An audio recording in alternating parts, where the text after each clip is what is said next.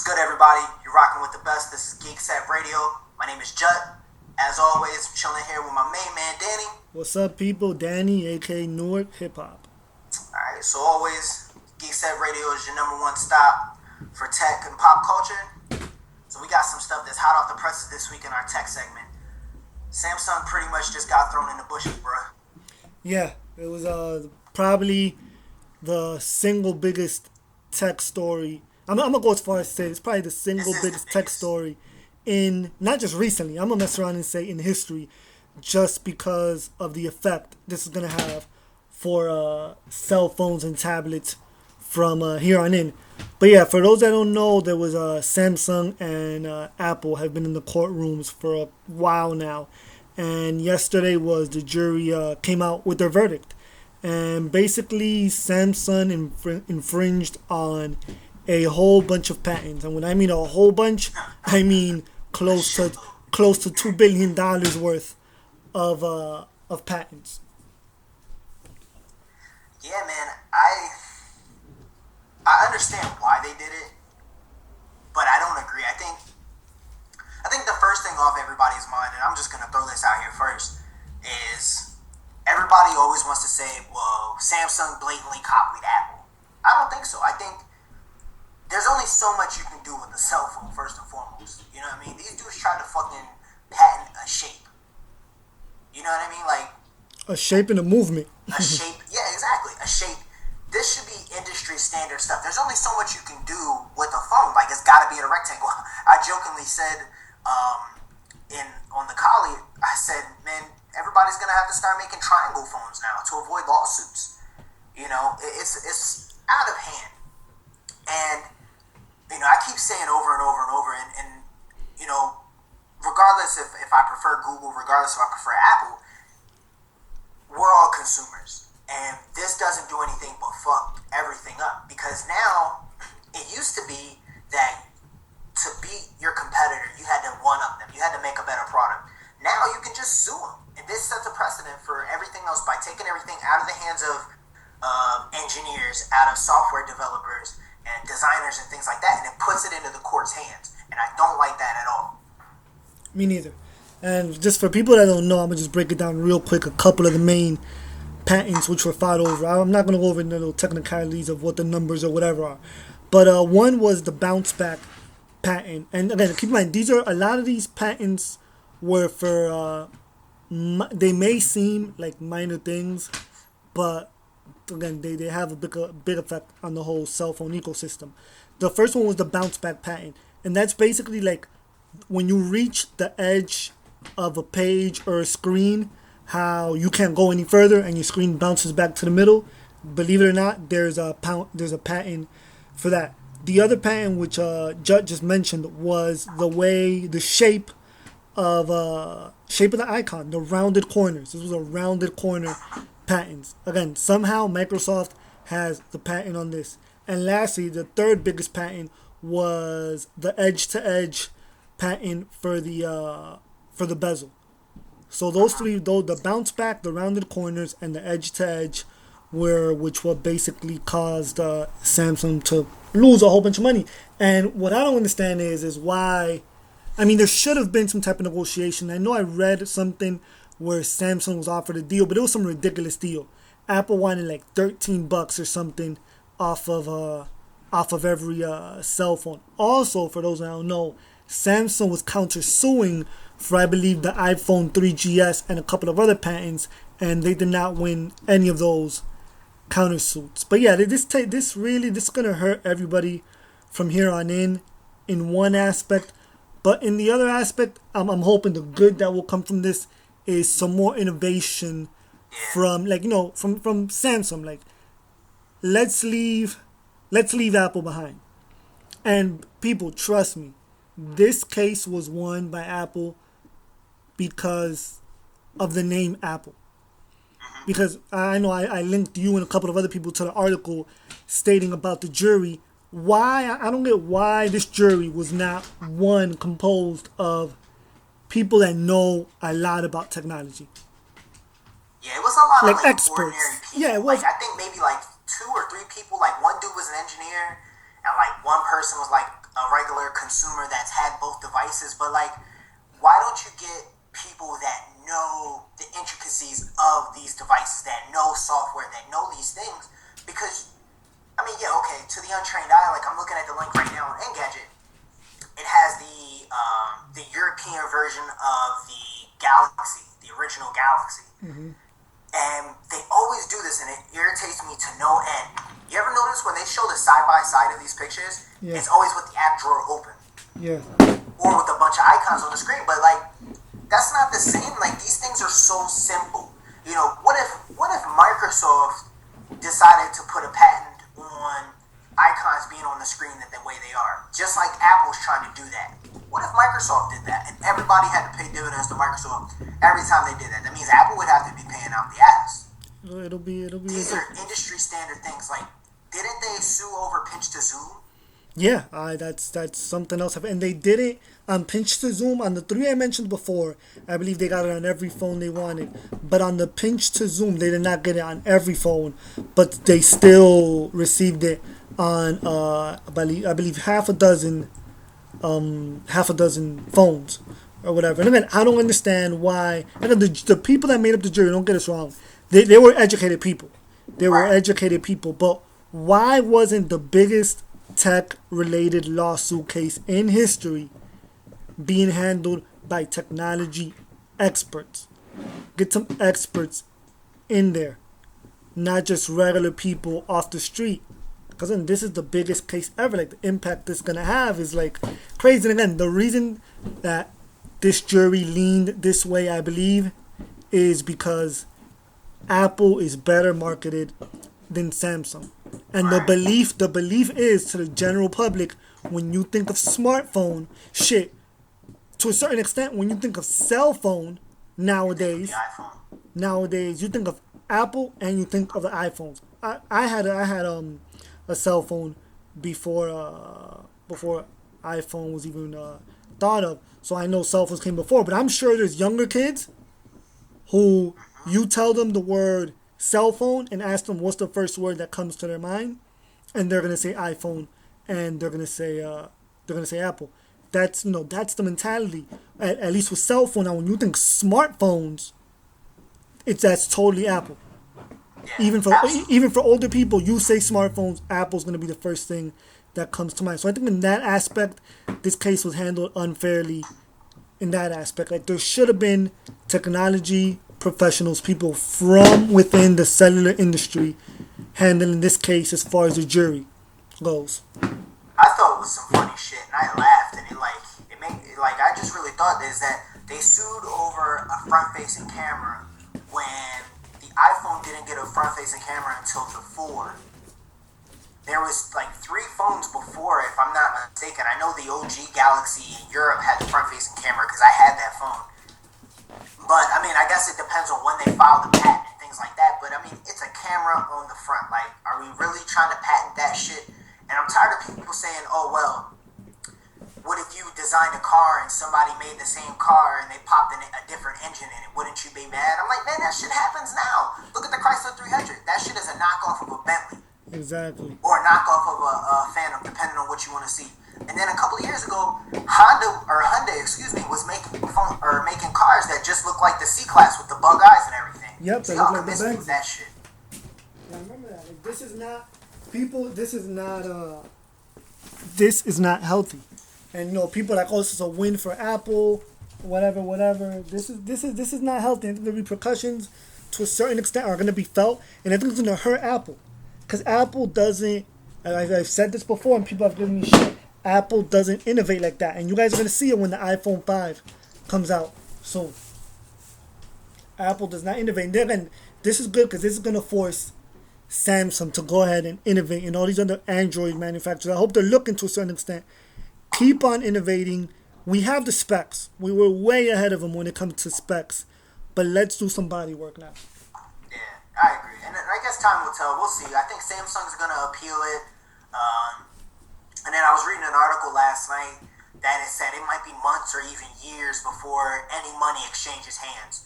So, for those of you that's chalking this up to a W for Apple, pump your brakes real quick and follow this through because things take ages to go through the legal system here. Yeah, so I mean, that's all. As all consumers, we all gotta kind of, I kind of fell back from my little mini outrage. Now I'm just chilling because I know some shit that's gonna happen, and they're not gonna get everything that they did originally. I mean, appeal wise, I was reading something on Engadget, I believe. Appeal wise, there's little that they can do because that's the type of lawsuit this was. Okay. Appeal wise, in the history of lawsuits, I think only like 10% of them have been appealed. Of these type of lawsuits, and never nothing this big. So appeal wise, this is gonna stick. It's gonna stick, but it might be a while before the money comes through. Right. The money already changed a little bit because somehow the jury found them not liable of one patent infringement, but still gave Apple $200-something thousand for that, and I believe it was for the Infuse 4G cell phone. Yeah. It was ridiculous.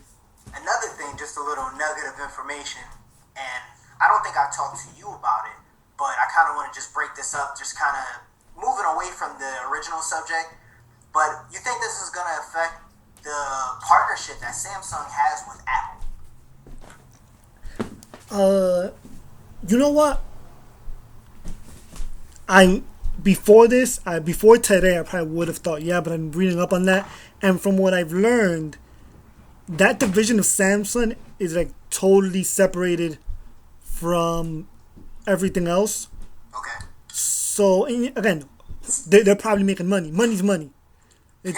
Everything's about making money. So I'd be surprised if saying they're not gonna just yank. There's probably contracts, whatever. They're definitely not just gonna yank and stop helping them. But to a certain extent, maybe definitely bridges are gonna be burned. Exactly. But it's not gonna have that big of an impact immediately. Immediately, it might not have that big of an impact, but I don't know if long term this is really gonna make the road a little rocky between the two.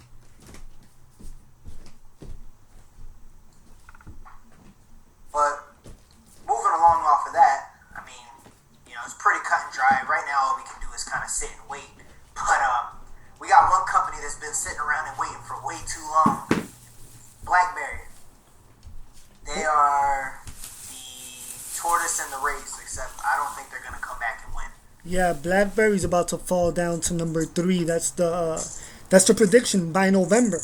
Yeah. By November, they will be number 3, with Apple taking number 4, excuse me, with not Apple, I'm sorry, Windows taking over, and that's a definite. That's not even it might happen once Windows 8 launches, and I've used Windows 8 on the computers. If it's anything like that on the phones, it's going to be beautiful. Windows is already putting in work as far as marketing. I've seen Nokia's going to have some high-end phones on AT&T. I saw some mid-range phones for Verizon and some lower-range phones for T-Mobile. So yeah, BlackBerry's pretty much done as far as that goes. They're going to have to fall down to number 4. Just to drop some quick numbers for everybody. Where did I just see that? Their Windows Phone went from under 1% market share to about 1.5%. And that's pretty big in the grand scheme of things. And BlackBerry has less than 2% of the mobile market. And they've been going on for a long time now. I mean, BlackBerry really was like the cream of the crop for smartphones for a long time before the iPhone kind of came in and started crushing the buildings. And I'll give them that. But it's pretty rough because they haven't done shit so far as making anything attractive now that we got Android and Apple, obviously, like I just said. But now Windows Phone is coming in, and it's a really nice OS. And another quick little tidbit of information is that they had a 25% slump here in America from September 2011 to July 2012. So that's a huge chunk of business just out because people, I think the only thing that was keeping BlackBerry relevant were people that needed business enterprise and things like that. Like I still see people in the airport and stuff with Blackberries and things like that. But now Apple's servers are super secure.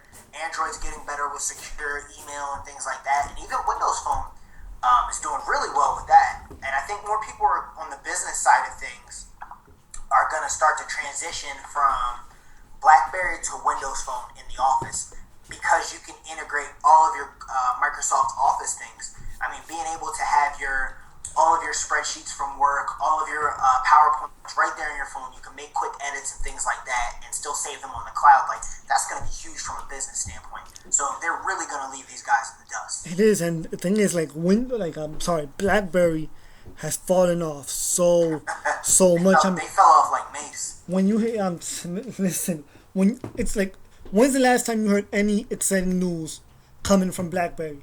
Probably the last time was when the Playbook launched, which was shooting on a year ago, and that was a tablet. When's the last time you heard any exciting news from the phone front from BlackBerry? You don't. Everything now is Apple, Android, and now Windows 8, and there's pretty much nothing they can do. I know they have the whole BlackBerry 10 OS coming out or whatever, but that's garbage. Yeah, but they're literally playing like super catch up. Like they're falling so far behind, and it really sucks. Because again, at one point they were unstoppable. They had the business sector, and they had everything. And BlackBerry, I mean, it's still pretty big in a lot of like developing countries. Okay. But then there's not that much money to be made in those countries. To be honest with you, like, you know, the whole hype over there, is still big for BlackBerry, but again, that's on the lower end. Anybody that's a high class or whatnot, they're rocking iPhones, they're rocking Android. But there's only so much you can keep eating them crumbs, which is what's happening to them. They're basically eating crumbs. And yeah, you're right. And a lot of people, and it still kills me, there's a lot of people stuck around with BlackBerry for two reasons. Mm-hmm. The keyboard and BlackBerry Messenger. And I never had a BlackBerry, so I don't understand the appeal of BlackBerry Messenger. Maybe somebody can fill me in on that. But it's outdated. And they haven't done anything to support their customers. They haven't done anything to warrant being in the smartphone business right now. And I wouldn't be surprised if BlackBerry Messenger and their enterprise servers, if somebody ended up buying those two things and just BlackBerry or RIM, just folds. It wouldn't surprise me one bit if we woke up tomorrow morning and they said RIM has been bought out by Google or RIM has been bought out by Microsoft or Apple or something like that. I mean, I would laugh if it was Apple. They got the money to do it. Apple's not taking that chance. They could drop that shit in straight cash. Yeah, Apple's not taking that chance. Nah, but I mean, just as an example, you know what I mean? If they said somebody bought them, I wouldn't be surprised one bit. It would not shock me. I would be like, huh, all right. And I probably wouldn't think twice. I mean, I wouldn't give a fuck, but I wouldn't be surprised either. Yeah, I've never used. My sister had a BlackBerry. I've really never messed with a BlackBerry, and I guess the whole appeal for BBM was I don't know. I mean, it seemed like a text messaging service to me. I mean, I understand if you have a lot of family internationally, at that in that sense, yeah. And I know you could do like group BBMs or whatever, but still you can pretty much do group text messaging too. But yeah, their whole S is so far behind that it's gonna be sad to see them go. They're going slowly. They're not. Yeah. And you think sometimes like, who the fuck is running that company? Because like four different people that don't know what the fuck they're doing. Because they had the marketing. They had the marketing appeal that Apple had. Like, you thought BlackBerry, you thought cell phone. Yep. Absolutely. They had the marketing appeal. It was the rage. There was nothing like that before. They had the marketing appeal, and they lost it. They totally lost it. Shitty build quality killed them too. I think I remember telling you a while ago that the Curve, the 8330, was such a piece of shit phone. I see them, like, for so long we were doing them at work, and I would constantly see our technicians just scrapping them because they were damaged beyond repair. And people were getting new refurb devices or just another refurb device or brand new devices because the ones that they sent in were just beyond repair. They were just ass. So many problems on the board level, and the phone just sucked. And I think that was the slow start of their decline. Like you said, they're dying slow. They got that house in Virginia right now. Pretty much. But let's keep. I mean, you lose one, you gain one. Yeah. Windows 8 could look good. It doesn't seem like they're gonna have crazy expensive cell phones. So let's keep an eye out for Windows 8 on the phones. Microsoft is doing a great job of starting to integrate their whole ecosystem, which you and I both said that that's what they need to do to start kind of nudging into the market. And with that, they have the new the new Xbox interface. And I know you signed up for the beta, so you want to drop everybody just a little tidbit of what you think about it? Yeah, originally I believe it was last week or the week before last. They had opened up the beta for the new Xbox Live, and and this is always real big whenever they do this. And a bunch of people got in, but a bunch of people were left out. I didn't hear about it till afterwards, actually. And then earlier in the week, it was funny because I went on Google Plus. I never go on Google Plus anymore. Yeah, I never go on Google Plus anymore, but I went on Google Plus, and I always go on there like they lead a couple of people, try to organize it every once in a while. Did you see tumbleweeds when you went over there? I did. I'm telling you, right across my screen. So I go on there, and I have Major Nelson. He's one of the guys over from Xbox. And that same day, he had posted a post on there about Xbox Live beta being open again. So I signed up for it, and it took about a couple of hours, but I got in there. And basically, when you go on there, they did a whole design with Metro. Everything is Metroed out now. Everything is tiles, and it looks real good. As far as the biggest new thing you have on there is you have Internet Explorer on there. You have a browser now in the Xbox, and it's actually really good. If anybody's ever used Google TV, and I know I ranted before about how horrible the browser for Google TV was, you'll be happy to know that this is actually a really good browser. Flash doesn't work on it just yet. I don't know if they're going to implement it, but I mean, besides that, it's a really good browser. It's smooth, sites render properly, it's good in that sense. Overall, all the other changes, biggest change in looks, everything is tiles. Next biggest look is you have Internet Explorer. After that, everything is a little bit more organized. There's a lot more subcategories on there. Those are most of the big changes in there. Overall, Microsoft, again, they're unifying everything. Metro look on the phones, Metro look on the computers, and now Metro look on the Xbox. Yeah, like I said, I missed out on it. I'm pretty sure it was shut down already. But I'm kind of bummed. Like I was telling you before in our pre-production, damn, I missed out on it. But I hardly ever give my Xbox any love, so I probably wouldn't be able to speak on it too much. Yeah, like I said, it's not a big change in the way it feels. Pause. It still feels like the Xbox Live that we all love. It's a lot of eye candy, mostly. Right. A lot of eye candy and the browser and voice search sprinkled in here and there. So if you get a chance, I don't know if it's still open. I believe they opened up 500,000 spots. I don't know why, at this point, I don't know why just not open it to fucking everybody. But if you probably got some wrinkles they want to iron out. Yeah, if you get a chance to sign up for the beta, check it out. You can see it on majornelson.com. Alright. So, kind of hopping off the computer thing is, this is some news that's going to make Android heads kind of start scratching their necks.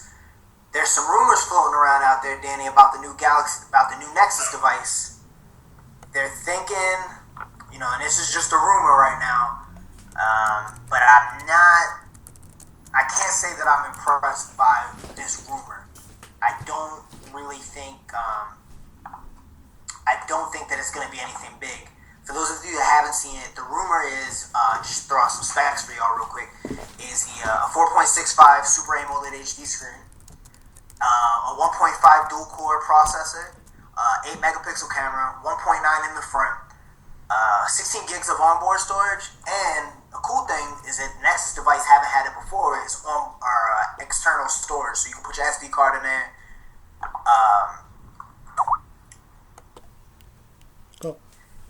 Yeah, but it's got the onboard storage. I think that's a plus. But these are all just rumors at this point. But based off these rumors, I'm not super stoked about it because it's a lesser device than the Galaxy S3. Yeah, this definitely falls under the big rumor, folder. This is the Chris Broussard sources say. Yeah, this is TMZ starts talking about phones. It's a slight processor update, 8 meg camera. The only big thing here. That it's a dual core though. grand scheme of things, the Galaxy S3 in the US is a dual core. So yeah, you're right. My bad. I mean, the only big thing here is the micro SD expansion, which, if I'm not wrong, no other Nexus phones have that. So this would be the first Nexus branded phone with a SD card expansion available. But yeah, I mean, then this is newsworthy just because we're starting to hear rumors about the new Nexuses, and it was around this coming quarter that Google is predicted to drop up to 3 Nexus devices. And again, who knows? We already got the Nexus 7, we got the Nexus Q, so we might get a new Nexus phone. Personally, I want to see a Motorola Nexus, maybe a Nexus Razr or something. That would be dope. But yeah, it's gonna have to take a lot for them to top the Galaxy S3 right now. I mean, I understand they all play for the same team, but from a consumer standpoint, give me something better to attract me to it. You know what I'm saying? Yeah. No. But it's hard to top what the Galaxy S3 has right now because that phone is just a straight beast. Like, there's no ends about it. I mean, this is going to be running Jelly Bean, which is cool. Right out the box, you're going to be able to run Jelly Bean. It's probably going to have the more advanced Jelly Bean features, which is also a plus. But then again, the hackers extraordinaire over at XDA, they probably already got half of this shit working on the Galaxy S3 anyway. So, I mean, you might be able to come up on a Galaxy S3 at that point in time for cheaper, and it might be a better phone. The TouchWiz features are really dope on the S3. That's not like super intrusive like Sense is. It actually has some cool gimmicks. So it still makes me lean towards it. But I got that upgrade coming in October, dog. I know, man. I know. I'm finna stunt if I get something. We'll see though. My next phone, again, if I stay with T-Mobile, or if I change, I'm gonna try to have my next phone be a Nexus phone. Just it's good to go with the vanilla Android. In a couple of months ago, I was arguing about vanilla Android right before the 1 series dropped. But now, owning the Nexus 7 or whatever, you get that extra attention from Google when you have one of these Nexus devices. And, the bloatware isn't there. There's always the big community support. So, it's easier to hack. Yeah, and let's see. This is early Nexus rumors. Super early Nexus rumors. This will definitely change. This is good that we're hearing rumors, though. This excites me because, the Nexus usually is the flagship phone for that year. But it's always a revolving door. But, it's going to be coming from Samsung. But like you said, I think next year is when we're going to see the Nexus Motorola phone, like the Nexus Razr or something like that, which is going to be fucking crazy if they can get it done. Because it's pretty much going to be made all in-house. And I think what we're going to see is now that Google owns Motorola, we're going to start seeing, like, we talked on, like, our second show, I think, about the Google Fiber and all that, with the cable boxes and stuff like that. Yep. We're going to see a lot of home devices made by Motorola. And don't let all that, what's it called, Moto Blur stuff? The Moto Blur, don't let all that fool you. Motorola makes great hardware. Their software and lock bootloader usually fucking sucks. But they make great hardware, so I think next year is when we're going to see that Motorola Nexus device. And I was right. I was arguing that before on the Kali.com late last night, earlier today. That Motorola, they've fallen off. I mean, and I don't know what's going on over there. I'm assuming from what I've read, they've had in-house issues, but they've put out good phones. The Razr, a good phone. The newest one, the Atrix HD, has been getting great reviews. Yeah, that shit was flying under the radar too. Nobody talks about it. And both those phones are spec'd out, like Nexus-wise, spec'd out. And the new Moto Blur, I remember there was a comparison, the new Moto Blur, new TouchWiz. Moto Blur got really good reviews also. So keep your eyes out. I know I definitely am on these Motorola devices. And now that Google's pulling the strings over there, especially keep your eyes out. Yeah, it's gonna, like, we always said, the Nexus is always like a nice event to look forward to. And especially if we get more than one, that's gonna be great. So along with Google, maybe pushing out some rumors, we got some concrete stuff to stand on, Danny. We got some Google Play gift cards, dog. The gift cards, I'm surprised these weren't available before. I mean, you know what? I always thought that they had them. Purchasing things from All this time. from Google Play isn't that crazy difficult. I mean, there's in-app, not in-app billing. I'm sorry, where you can have it billed directly to your carrier or whatever. But this is a good thing to have. They announced they're gonna have gift cards now in $10, $25, and $50 denominations, and so I believe they're already available at Radio Shack, Target, and GameStop. And I'm definitely gonna confirm that by our next show, because I will be stopping by one of these places to pick up a couple of these cards, but we're going to talk about that a little bit later. But yeah, the cards, $10, $25, $50 denominations, you can use them on music, movies, books, apps, and more. You cannot use them on hardware or accessories, only digital media here. I think I'm going to start passing out these shits as Christmas gifts, man. Yep, I'm telling you, like, it's really Yo, I'm terrible at buying gifts, man. Just think about how, especially for the younger crowd. For the younger crowd that's really been into cell phones, you hand them, and again, you're buying apps with this, basically apps and digital media. You hand them out a $25 gift card that, like, you can find a shitload of good apps for $1 or $2 in the Play Store. With a $25 gift card, you can get yourself a 1-year subscription to a pretty good magazine. You can buy or rent 1 or 2 good movies and still have money for 1 or 2 really good solid apps. Get them books too. Yeah. They're in school. Yep. So this is definitely a good look as far as buying apps and things goes. You know, like you said, giving them out, have contests with them, cough. But spoiler tag. Yeah, spoiler tag. But yeah, you know, Google is stepping the game up. We're starting to see Android and the whole ecosystem coming together a lot better. Alright, so our last topic here is everybody's favorite hood cell phone provider, Metro PCS. They got some heavy shit coming, man. Metro PCS stepping their games up as far as phone goes. I mean, the biggest one is that they're about to receive the Samsung Galaxy S3. I mean, they have it. They're going to put it out. The Samsung Galaxy S3, which, like you mentioned a couple of minutes ago, is the super phone to have right now. Is the super smartphone to have right now. Yeah, I think and I was telling you, like, we had a pretty decent discussion pre-production about this.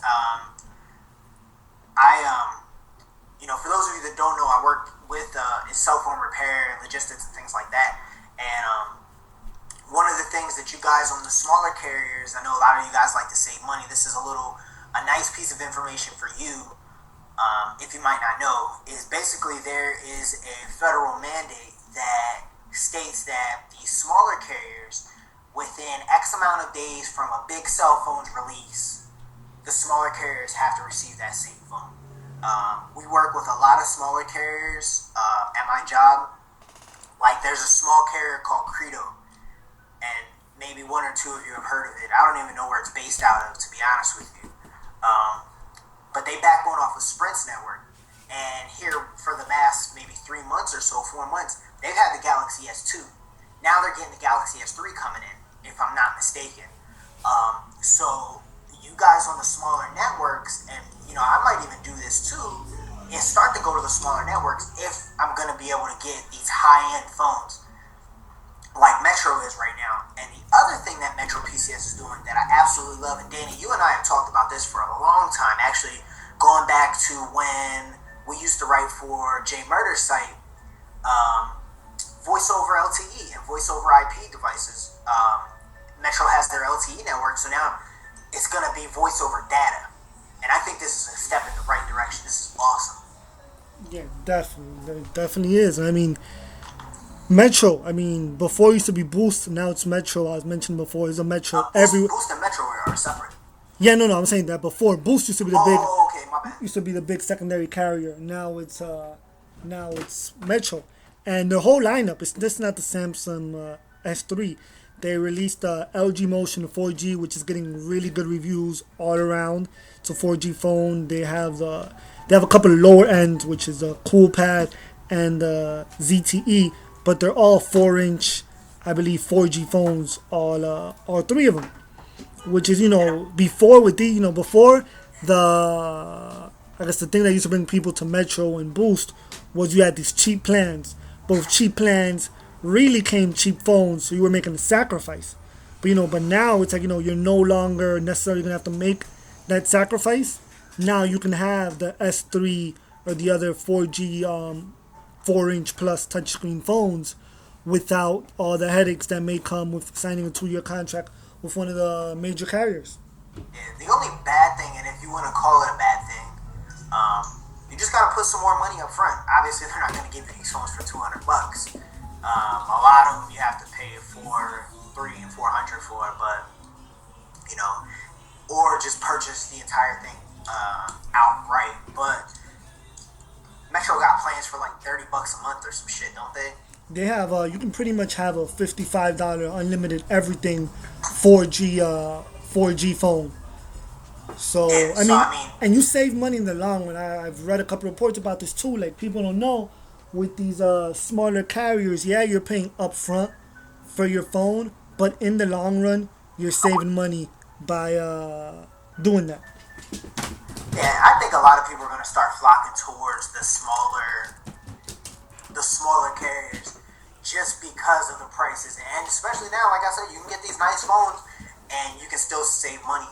A lot of people, unfortunately, look at cell phones as a status symbol, and you don't want people to think you're fucking cheap because you're rocking a Boost Mobile phone or whatever. But now you can have the best. You can ball on a budget now. Man, I'm gonna tell you something. I'm gonna say this to all my hood people out there, cause we're usually the ones doing that, trying to front with the expensive cell phones. There is nothing wrong. There is nothing wrong with rocking a nice lower end phone. Nothing wrong at all with having a lower end phone on a low end carrier. A cell phone is a damn cell phone. You use it to make phone calls. So save your money wherever you can. And I mean, again, why pay $100 on Verizon, 90 something on AT&T, 90 something on T-Mobile to have unlimited when you can have unlimited for $60, $65 on Metro or on Boost? The network ain't half bad either. So yeah, you gotta look at the options. I know me and you, we've spoken about it the last 3 weeks. Options, and now with the Samsung S3 here on Metro, things are gonna be rattled a bit. And for you Apple fans, the iPhone is gonna be on Virgin Mobile now too. So, like Danny said, options, guys, options. Yes. So we're gonna go ahead and hop into our pop culture. Danny and I couldn't find any gadgets worthwhile of kicking game to you guys, so we gotta keep quality over quantity. So we're gonna hop into our pop culture. What'd you think of last week's episode of Breaking Bad? Breaking Bad, it's funny. It started. It surprised me when it started. I really thought they were gonna start exactly where they left off. By that I mean I thought they were still gonna start off in the desert with the kid shot or whatnot. But it was kind of cool the way it started off, and that whole little slow motion, them disposing of the body and of the bike. And I guess that brought up something we're gonna touch on next, the whole thing about killing kids or whatnot. But overall, a really solid episode. They touched on that. I'm trying to think what else did they touch on in that episode. I know it started. Well, it started with that.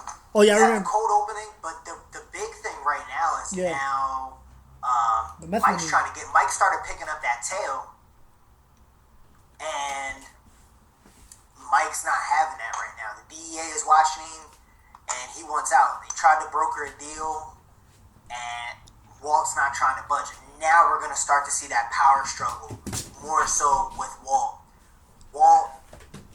What it really boils down to, I think, is Walt can't live down that L that he took way back when to sell his share of gray matter. Yeah, from the beginning. I remember that was early on. That was that first episode, I think, first or second episode when he had actually mentioned that. And the thing, what set off the whole thing with Mike, what I noticed was, I think he basically had it when they were following him while he was with his granddaughter. Yeah. I think that's what pushed Mike. So you know what? No amount of money in the world is worth the sanity and peace and calm of sacrificing time with my granddaughter. So you gotta tread lightly, you know what I mean? And Mike's a smart dude. Mike's a goon's goon, so he knows what's going on. You know what I mean? And it pisses me off that Walt just doesn't see the big picture. I mean, it goes back to a comment I made a couple of weeks ago. Walt is a whole new monster now. Yep. Like, what I think back in the day, Walt would have took, what was it? They were each going to get $1 million from the deal. Walt would have took that $1 million and ran with it and thought about it logically or whatever, but Walt doesn't care about that. So yeah, the second biggest thing in this episode was the issue with the methylamine. Basically, Mike and Jesse decided that they were going to sell the methylamine, and they were each going to split up the money. Mike was going to call one of his big time connects. I mean, I think the guy was from Phoenix, was he? I want to say Phoenix, but it might have been somewhere else in Arizona. Yeah. Anyway, Arizona. Yeah, the guy was going to buy the methylamine from him. They were supposed to split it up, $1 million each. But of course, Walt wanted no deal with him. Walt had an epic quote. I really love that quote. He said, Jesse told him, I thought you were in the money-making business. And Walt said, I'm in the empire making business. Which was so gangster on so many different levels. Again, it just brings, they remind you every episode how much he has evolved. The empire making business. Empire, that's a big fucking term to use. That's something where you're like, you can, from that, for him, it's in this business or death. Right. Like there and is. It's funny how much he changed, because if you think back to way in the beginning, he only wanted to cook meth to start up, to have enough money for his family when he died. Because we got to remind ourselves, it's only been a year in the show. Pretty much. So he's all of that over the course of a year. Walt just transformed into this, like, villain that's in his own world, because, it's obvious now that Skylar fucking hates him. And I was crying during that fucking dinner scene. When Jesse was at the crib. Yeah, that was one of those, like, super awkward moments and shit. Yeah, Jesse's face when he was drinking the water. I was crying. And then somebody fucking made a gif out of that shit. Made it even funnier. And it was so bad. And, I feel bad for Jesse, man, because he always ends up getting caught in the middle of something. The beef between Mike and Walt. It's like a cold war right now between those two. Jesse's caught in the middle. Now Jesse's, for that period of time, he was stuck in the middle between Skylar and Walt. What am I supposed to do? And he's sitting there, trying to make fucking small talk about the lasagna with Skylar. He didn't, and it's funny because, he didn't know the trouble was going on until Skylar brought in. Yeah, you can tell, her, something has to give with her. Something has to give her. And again, we were talking about it last week when we were talking about GeekSet Empire, how the chick, the wife, whoever, the female, always brings the guy down. And it's already happening in this show. It's like a mandatory whenever there's a powerful criminal figure. Yeah. There's a female right there about to bring him down, and Skylar is that chick. But Walt's hope she don't snitch, man. Walt's a whole different animal, though. Walt is a whole different animal, so it's gonna be real interesting. And we got 2 episodes left, right? To see what happens. Yeah, I believe something like that. 2 or 3 episodes left. So it's going to be real interesting to see what happens. Again, I don't think nothing's going to happen in this season tour, but next season. And so, yeah, the episode basically rounded out. Mike meets with the methylamine potential buyer. He's got a name, and I can't think of it. And yeah, me neither. I want to say it was Roger or some crazy shit like that. But he meets with the guy, and the guy basically wants all the methylamine. And the reason he wants all the methylamine is to guarantee that the blue meth will no longer be on the market. Right. But Mike tells him they're only selling 2/3 of it, and the guy's like, no deal. I want all the methylamine or nothing. So then you got this whole big thing where Mike basically handcuffs Walt to a radiator. Fucking Walt goes on MacGyver, gets out of there, and moves the tanker of methylamine somewhere. And that's where the episode ends. And apparently Walt, like always, has some big fix where they're not only going to keep the methylamine, but they're each going to get $1 million each. Walt's ego is going to be the downfall. I've been saying it for about 2 weeks now, 3 weeks. Walt's ego is going to be the downfall of everything. Everything that's going to happen, I think, bad. I mean, and they're so good at throwing curves at us, but I think when things... every time Walt catches an L, it's because of his fucking ego. You know, and I think that he needs to listen to Mike a little bit more because Mike's a little bit more seasoned in the game. You know what I mean? And it's just, and I was reading the Breaking Bad season 5 thread on the college. Shout out to Hexagram. Fred be doing work in that thread. The last episode is named after a poem. And the poem is basically talking about there's many deaths around me and things like that. So this is the best show at foreshadowing things. So I wonder if that's going to be a subtle foreshadowing or if it's a clue to let us know. But even with that, we don't know who's gonna kick the bucket or anything like that. And it could be nobody. It could be somebody. It could be fucking Walter Jr. for all I care. You know what I mean? Something's gonna happen that's gonna turn us upside down, and we gotta wait a fucking year for this shit to pop back up. Yeah, I hate that, but yeah, definitely something's gonna happen. This show's not exactly. They don't do good at subtle. They put it out. They do it. They put it out there for you. You just have to get it. This shit is like, remember the Magic Eye books from back in the day? Yeah. That's what this shit is, man. Yeah. But so this is another touchy subject. I think like every week we kind of have a touchy subject. And this is one where we definitely want to hear you guys' feedback about. And this show gave Danny the idea for us to talk about this. Is when last week's episode where Todd pulled out his strap and he shot the little kid in the desert. This is a sensitive subject with killing kids in TV shows and in video games.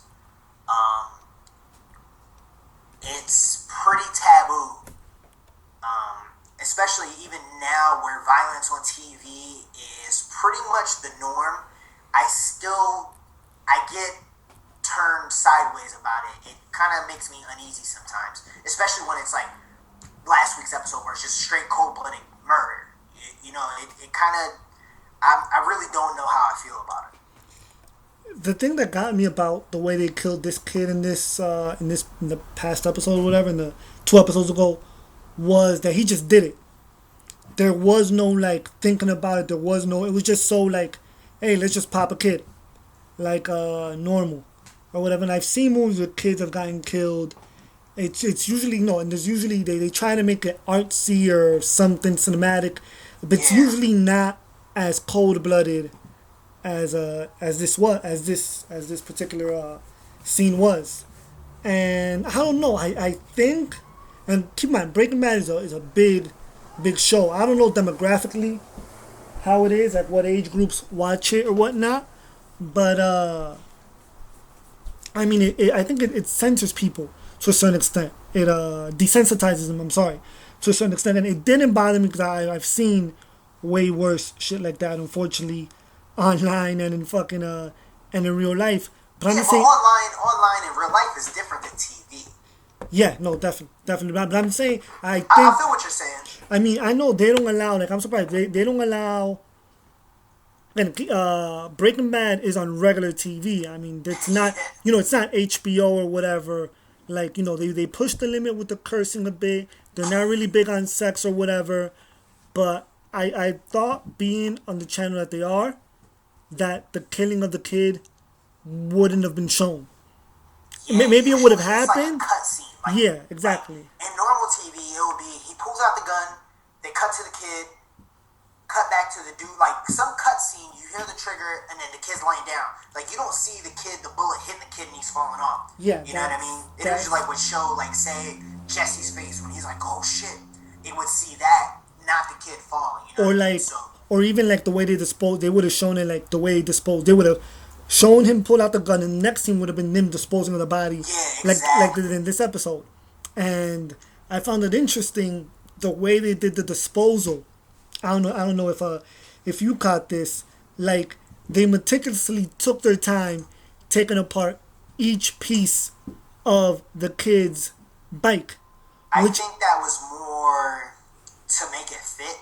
Yeah, no. Because they had to get rid of the bike so nobody could find the traces. Well, to me, you know what it was? I think they wanted to show them getting rid of the body, putting the kid's body in the barrel, but that would have been too much. We already that definitely Yeah, you know, I definitely agree with you we there. had the killing last week.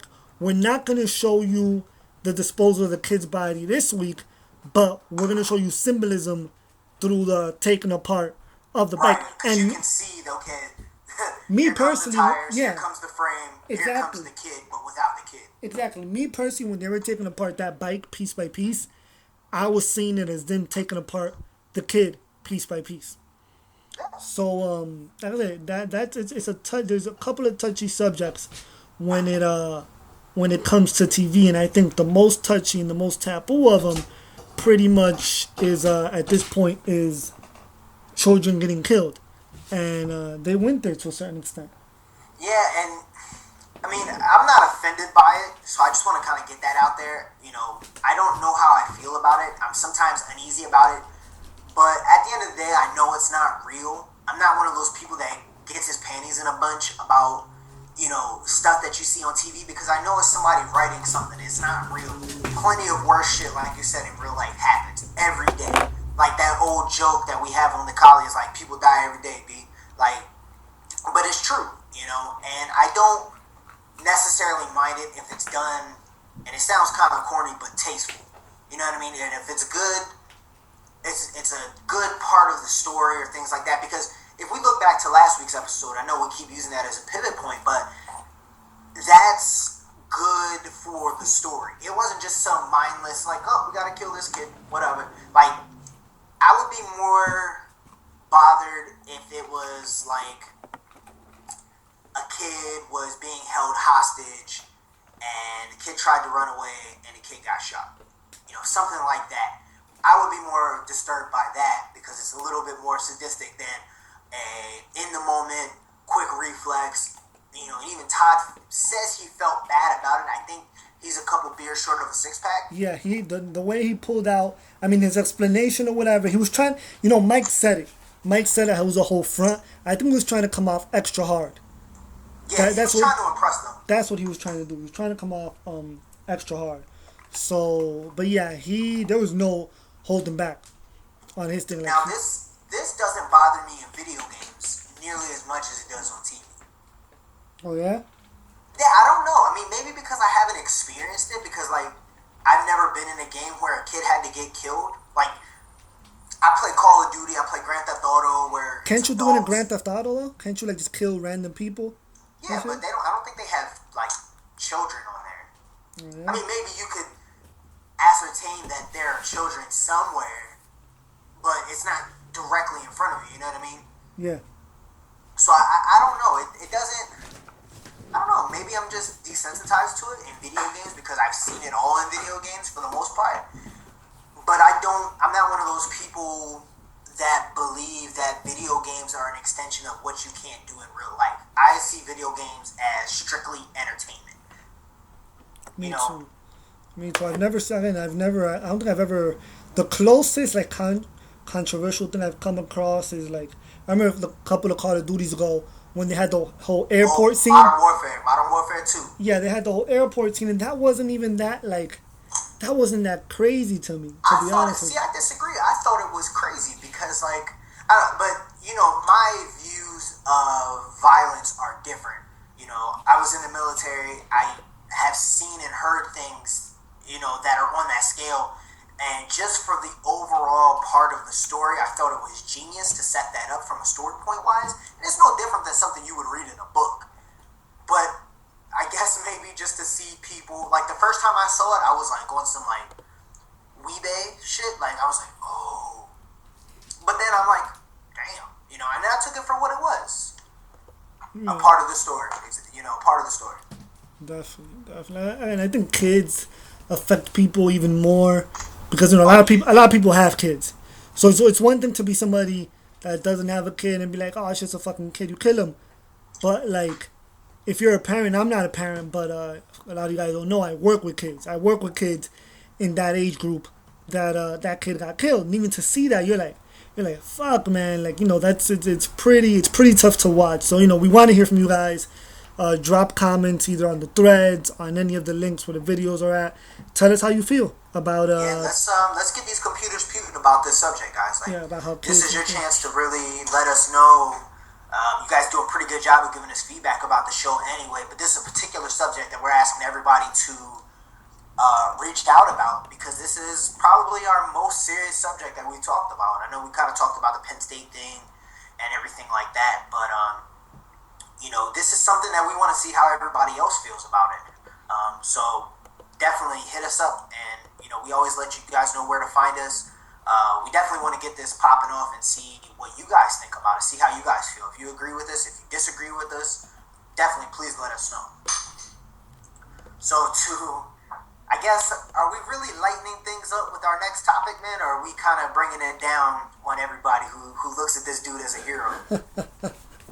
I mean, this rolls into funny, shaking my fucking head, shaking my head, and sad at the same fucking time, man. Same damn time. Fucking, what me and Danny are talking about is, I guess you could call this man a legend, right? I mean, in his field, in his field, and in the, I guess, a subcategory of his field, the man is a legend. So we're talking about Mr. Marcus, LD layer extraordinaire, male porn star. He got burnt, man. This dude's got syphilis. Mr. Marcus caught syphilis. The details behind it are apparently a female European porn star friend of his came over from Europe to LA to visit him. They fucked. It wasn't they did it. It wasn't. I mean, all he does is fuck. But they weren't shooting a scene. They got together. They hooked up. The girl had syphilis. She burnt him. Yeah. He apparently goes to the doctor. I don't know if it was one of his mandatory tests or if it was something on his own. Whatever the case may be, goes to the doctor, finds out he has syphilis, gets the test results, fakes them, and shoots about 4 scenes. Yo, I didn't know dude faked them shit, yo. He basically whited him out and changed it from a positive to a negative. Yo, this dude did the old trick when you don't want your parents to see them F's on your report card. Man, listen, he did the old shit where you want to miss a day of work, so you hold on to an old doctor's thing. Yeah. He did I used to do that shit in high school with hall passes. He did one of those, man. He fucked around and faked the results. And I know now, I mean, he's pretty much infected. I want to say it's anywhere between 4 to 7 other girls. I know the one that's come out is a porn star by the name of Aletta Ocean. Oh, no, man. Really? Yeah, Aletta Ocean, she came out and she basically says she caught syphilis. I mean, but the even more, she's Hungarian, by the way. I don't even know if that even matters. The broad's Hungarian, but the more disturbing thing, and I know I linked you to it, was that he shot for, was it Band Brothers? Remember that there's a picture of the guy's penis as some girls giving him head, and you can and all the pauses in the world, but you can see the guy's dick looking like a fucking Star Crunch. Like a Star Crunch, man.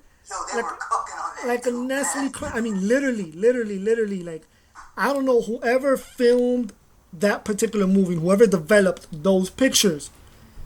Like, you can see the scars on this guy's penis, and even taking a little bit deeper than that, like, is it that easy to fake fucking results? That shit did not pass the visual test. They probably was like, well, he ain't failed. Fuck it. No, but you know what probably happened? Again, the guy, he's Mr. Marcus. He's a legend of the game. The guy's pretty much the most famous, if you want to call him, urban porn star entertainer. So, they probably, if it had been a new guy, the paper would have come under more scrutiny. But he violated his trust. He violated the porn trust. Yo, man, you made this dude sound like fucking some kind of figurehead, man. He violated. No, you know what? You know why I'm saying it? Because I go on these fucking websites, and these guys are like, oh my god, they can't believe Mr. Marcus did this to them. Where are they gonna get? How are they gonna get their sex advice from now on? These dudes, that when they found out Mr. Marcus had this shit is like niggas finding out Lance Armstrong just got caught doping. basketball. Yeah, like they found out like Jordan. They a stroke right now. Like they found out Jordan was doing steroids or something. But I yeah, guess he fathered a lot of dudes' style. that's what's going on in the porn world. And if a lot of you guys don't know, I follow quite a bit of porn stars on Twitter. You're our resident smut peddler. Or whatever. Yeah, I basically am. And a lot of them were really, really upset about this because this shutdown, this basically, I don't know if it's back open again, quote unquote, but this shutdown. I won't even ask you how. This shutdown, yeah. This shut down the porn industry. All filming had to stop. And a bunch of the girls were saying that now they're mandated to take syphilis medication, whether you have it or not. Them penicillin shots. Yeah, and a bunch of the girls are actually allergic to it, so they gotta find workarounds around it. Basically, it's a clusterfuck. And even going a little bit more deeper, even if we need to, don't ask me how again. Damn, you are killing the double But yeah, man. But like a lot of these Caucasian porn stars, they don't like filming with black guys. And Mr. Marcus, not in my own words, in the words of other guys, was the quote unquote safe black guy to go to. So like, you know, they feel like he totally fucked it up. I don't even want to imagine all the racist shit that's probably being said behind the scenes. But yeah, he fucked up a lot. He fucked up a lot of things, and more than anything, he fucked with people's health. Cause like, you know, faking fucking paperwork is not the business. Lord forgive. Yeah, no, I mean, Lord forgive. I mean, he's gonna get off easy, but Lord forgive, this dude had the monster or something, AIDS. Oh yeah. He would have been seeing jail time. Oh And yeah. I don't even know how far they can take this, but I wouldn't Probably not too far. It is curable. I wouldn't be It's surprised. Still, you know what though? This is a bad look overall. Yeah, it is. Yeah. Oh, you know what's The industry is not really in a positive light anyway. yeah. And you know what this makes me laugh is because you know how they always talk about they need to mandate condoms. Yes. And dudes will be like, nah, man, I don't want to see that shit. And I'm like, really? Like, why are you paying that much attention to old boys joint anyway? Like, I don't even know. I don't Yeah. understand some of these dudes. It man. was. These dudes be breaking down porn movies like Siskel and Ebert. It was disturbing, to say the least. Like how heartbroken guys were heartbroken over the guy.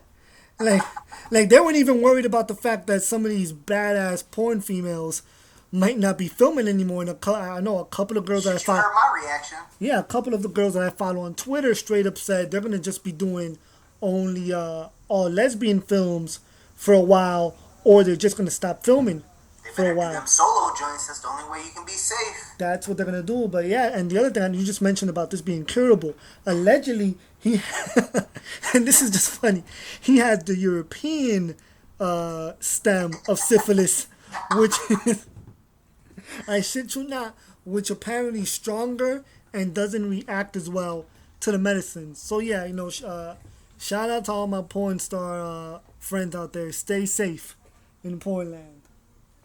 Alright. Let's off of the subject of diseases into other stupid shit people have fucking done.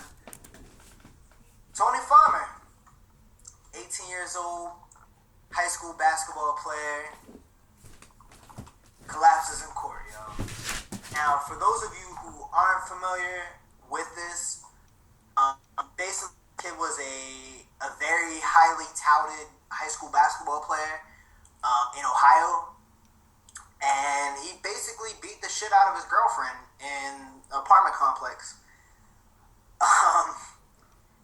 And he goes to court. You know, basically what happened was he pretty much was kicking her, punching her, dragged her by her hair, some old crazy shit.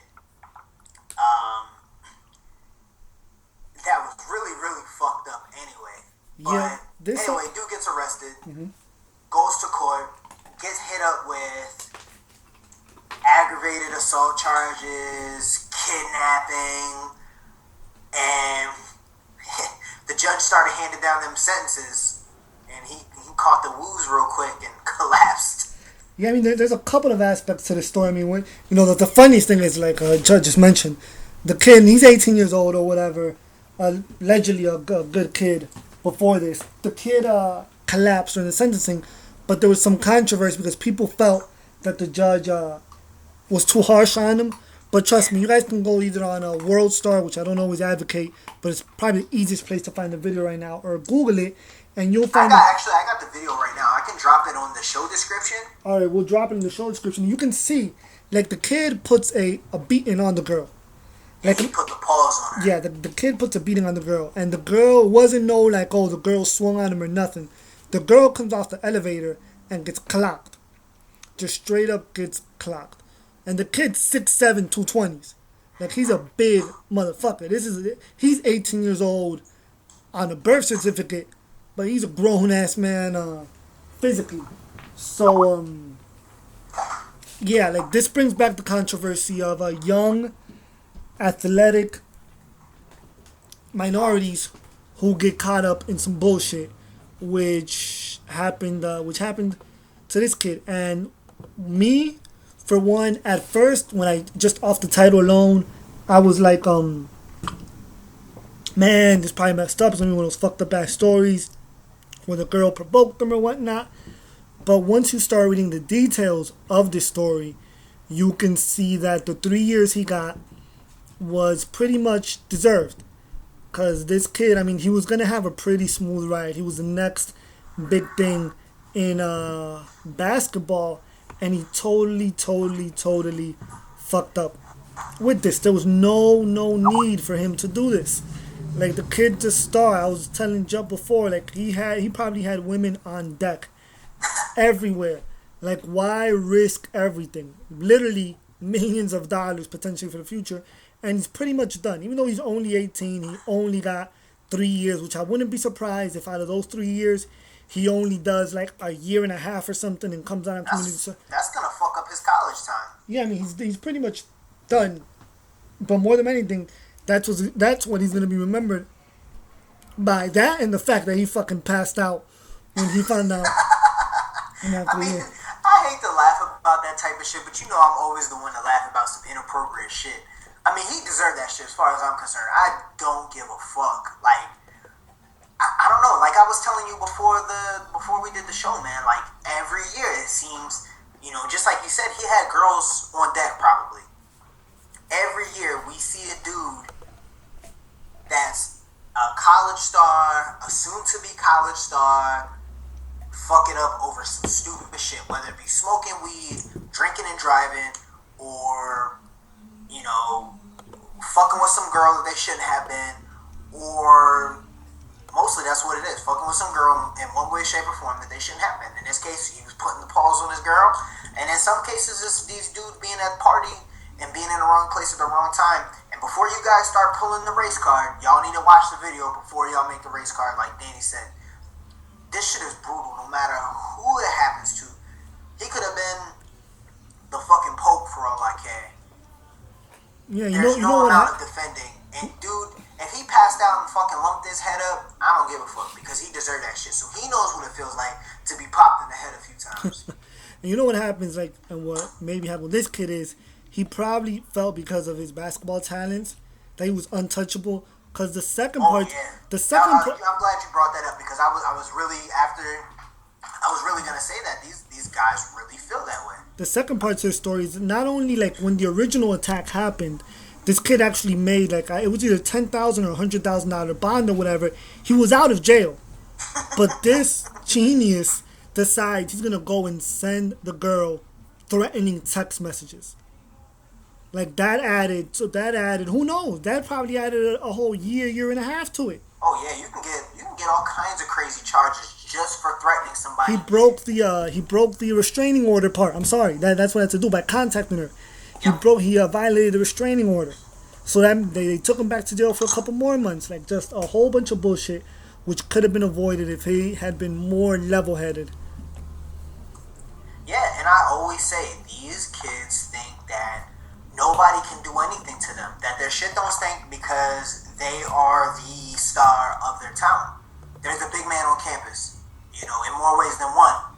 And they don't think that anything can happen to them. And sure as shit, law don't play, especially when you're a man beating a female. I got no sympathy for you at all. You beating a woman like a dude, you deserve to get your ass thrown in jail. Exactly. Point blank, period. And it's like you said, man, she didn't even do nothing. Like, if a chick swings on you, it's still touchy ground. Yeah, I mean, in a way I can see. With his... I'm not advocating that, but in a way I can see. I could at least somewhat understand. But you caught her as soon as she come out the elevator on some departed shit. Yeah, I mean, especially with his size. He's a big ass. Any chick, with his size, any chick swinging at him, unless she has a weapon in his hand, he can physically control her. Oh yeah, absolutely. Any girl. So even if she'd been swinging at him, there still wouldn't have been an excuse for him to go in on her, because he knocks her out, grabs her by the hair, drags her to a corner, and then starts stomping her out. Like, it was overboard. So I want to see him try that in prison with some of his new hoop buddies. Yo, did they ever say what they was arguing about? Why he was mad? No idea, but you don't have to go too far. It was probably some jealousy shit. He probably heard some rumor that she was talking to somebody else, and But you know what was funny though is that she testified for him in court, saying that she don't think that he should be in the joint. Yeah, too little, too late for that. Yeah, she already caught the beats, so I don't know. I ain't got no sympathy for him. Too little, too late for that shit. But good luck. You ready to? Oh, my bad. Go ahead. No, I'm saying good luck to that kid. Yeah, I mean, everybody said that he's a good kid. I don't care. I don't care. If he don't go to college, I don't give a fuck. That's on him. You got a responsibility to guard your talents. You got a surefire way to make yourself and your mama and your family millions of dollars. Oh, he can go to college. Oh yeah, but you know what the thing is though, is that now for athletics, college is such a political thing now. Is that I don't know if there's many colleges that are gonna want to take him on because it might be a black eye. Now some schools don't give a fuck and they'll be like, hey, the kid can probably still ball. And it's not an issue of him not wanting to play ball. A lot of these kids are lazy and, they have all the talent in the world and they just don't practice and they don't, play hard or whatever. But it will be interesting to see if a school takes him to play basketball, if he can still get a scholarship to play ball. I think what's going to happen is that he's going to enroll in like junior college and then maybe play a year or two, transfer to Division I, and then try and get his name up there and enter the draft and make himself some money. But he's definitely had an uphill battle. I don't know, but it's definitely going to be something to keep your eye on. I mean, if the kid's as good as they say, he has a shot. Maybe he can go to Europe and play. That's always an option. He can go to Europe and play. Yeah, that's like he won't be out that long. It's 3 years, but he didn't have any priors. I'm pretty sure there'll be letters written from or whatever. A year and a half, but hopefully he learned his lesson. Control himself. Yep. Yeah, I mean, so we'll probably have some updates on Mr. Farmer here coming shortly. He might be a reoccurring character on our show. We should write him in the joint. Oh, yeah. So you want to hop in this GeekSet Empire, man? GeekSet Empire week 2. We started this last week. Basically, me and Ja are building up our own criminal empires. Last week we did our bosses for each one. I had my man from Heat. Oh man, damn. Yeah, I'm sorry. Hang on. Yo, we should have put this in the notes. Yeah, we should have. I had the main character from Heat, which was Robert De Niro's character. He was my boss, and this week we're touching on our on our right-hand man. Yeah, that was wild home on me right there. We're talking about our right-hand man, our second in commands. That's what we get to this week. So I think you started last week, right? Nah, I think you did. I don't know. Yeah, well, I think you did. But let's see. So I'm gonna get right into it. My Capo, and this is gonna surprise people, I think, being that he comes from an almost different world than my boss does. But my Capo is gonna be Slim Charles. Oh. Slim Charles from The Wire. And before you guys start ranting about, oh no, Slim or the guy from Heat would never work with Slim because Slim's black, whatever, all that. Like that's in what we're doing with GeekSet Empire. That aspect is irrelevant. But okay, so I'm picking Slim Charles, and the reason I'm picking Slim Charles, for those that have seen The Wire, if you think about it, Slim Charles was one of the few guys that survived through every season, basically unscratched. He successfully survived the changeover from having Stringer in them as his boss to having he was over with Prop Joe for a while, and then eventually taking Marlowe's work. So he was in everybody. The guy, he was a loyal right hand man. He was smart, not too hot-headed, and he was intimidating. And the guy was intimidating. So Slim, I think, is the way to go. And then he opens up a whole new access to a crime scene, which maybe my boss from Heat wouldn't have had. So I think the crazy thing about Slim Charles, and that's why I was like, oh, when you said that, is that not only is he cool-headed, he can to be a good capo, you got to be able to do both. You got to be able to make those, command decisions, so to speak, when the boss ain't around, but you also got to be able to get your hands dirty. And Slim Charles played both of those roles great. He was always cool. When he had to bust his guns, he bust his guns. When he had to make decisions, he was good at making decisions, and everybody listened to him. And most importantly, more than those other two, is that he was always loyal to whoever was in charge. He always put himself under them while still, being able to take charge and things like that. That's a good choice, man. I can't even be mad at you for that. And when he had to fall back, he would fall back. So I'm gonna go with mine. And like you said, nobody knock us for having different guys from different universes. And in our GeekSet world, all of this somehow works. So don't question us.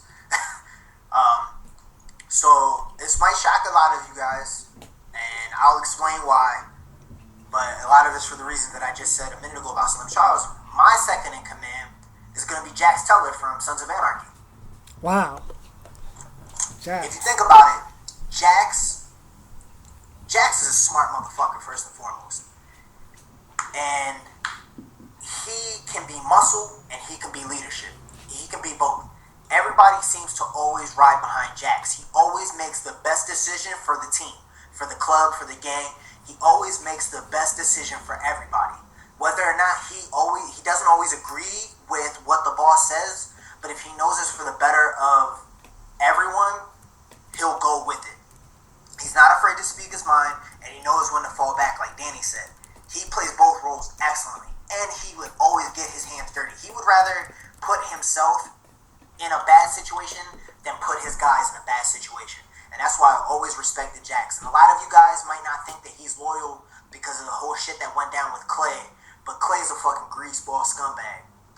So, if you look at the first couple seasons of Sons of Anarchy, he was always loyal to Clay. Always. But then when shit started getting fucked up and he started learning stuff about his pops and everything, I don't want to go into a lot of spoilers for those of you that haven't watched it, you haven't caught up. But Jax is a loyal dude. He's loyal to the unit overall, but he'll also be loyal to the boss. And if my boss said we need to take this guy out, Jax will make a cool decision, and he's a great planner on how to do that. I don't know. I kind of agree with it, but I think Jax was a little bit too young. I don't think he was mature mentally enough. I think in the first season, I would agree with you. Oh, I see. Okay. If you think about how he's grown overall, after everything that's happened, the whole shit with Clay, he took a lot of heat for the team making decisions, especially when him and Clay started having a falling out. He ate a lot of stuff for the good of the club. You know what I mean? Yep. But he never really took an L. Like, if you think about it, especially in last season, he never really took an L. And dude makes good decisions. I can't really think of any bad choices that he made that were like rash decisions. Like, it's cool to make a mistake, but he never really made like a stupid decision. Like, I almost picked Jimmy from Boardwalk Empire, but I can't trust Jimmy. You know what I mean? Jimmy was kind of looking out for himself, for his own interests. He thought he could be bigger than the boss, and I can't have that. Yeah, Jimmy didn't mature to a certain extent. Right. Now, if you would have said that Jimmy wasn't mature enough, I 100% agree with you. But if you think about Jackson, the things that happened to him, he started, especially after his son was born, he really started evolving into being the leader of Sam Crow. Like, everybody started looking to Jax after Clay made decisions. And that does make a little bit of a rift, but that's not his fault. Everybody trusted his judgment after a while more so than Clay's, because they trusted Jax to make a decision for the club. And that's why I picked him, because he's pretty level-headed. He reminds me a lot of Slim Charles, though, except he's a little bit more violent.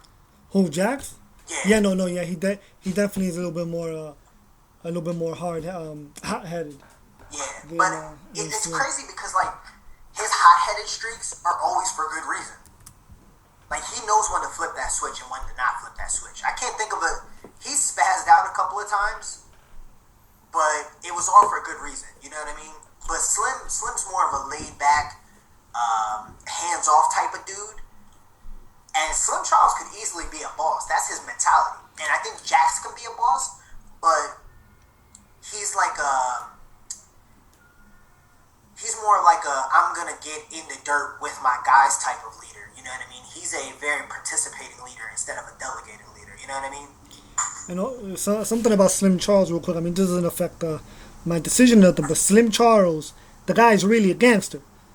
Like, the guy in real life, he got shot like 12 times or 10 times. And his brother actually died in Baltimore in that street shit. So, I mean, the guy in the series, he portrayed, to a certain extent, the person that he was in real life. But yeah, Slim, like, when you look at it, and it's funny because it happens low-key in the show. Like, Slim survives pretty much everything, all the way to the end when he shoots Method Man's character, Cheese, in the head after he betrayed his uncle, Prop Joe. Yeah, I think I'm gonna beat you to the punch and say something negative about Jax, but I want to get your thought on how much of a negative you think this is. How much impact about Tara and Gemma? How much do you think that affects Jax? I was going to mention that before about the effect, more so less Gemma, whatever her name is, but his mother. I think it's his mom more than anything. No, yes, hang on. His mother's name is what? She's Gemma, right? Yeah. I'm sorry. That's what I meant to say. I mean, his mother has a big influence on him. She starts saying things to him, and it affects him. I mean, at one point, he was going to leave his kid behind in Ireland, and I'm sorry if we're dropping spoilers, but you guys already know we do that. He was going to leave his son behind in Ireland, and I mean, he had a logical reason to do it. Looking at what happened to his father, looking at the lifestyle which he lived, which he basically couldn't leave, he didn't want his son to go through that, so he was going to leave his son behind, but his mother convinced him not to, and she convinced him of a couple of things in the show, and she's a real devilish type. She's such a great character and a horrible character all in one. She's one of the best characters on TV. Yeah, she is. I think she's better at manipulating people than Walt is. I know it's a pretty bold statement, but I mean, we'll get in that when we start recapping and leading up to Sons of Anarchy, but she's a beast at manipulation, man. Yeah, she is. She has that. That's a trait that females have. She's having the world dominated by guys. She is a boss. Either one of us could easily pick her as a boss, if you think about it. Yeah, I mean, I wouldn't have picked her just because females are easy targets when it comes to the whole criminal mafia world. Yeah, but I mean, if you think of, like, I'm going to drop a major spoiler, and y'all can hate me if you want to, but y'all might as well pause it, go watch this. I'm going to give y'all a fair warning right now.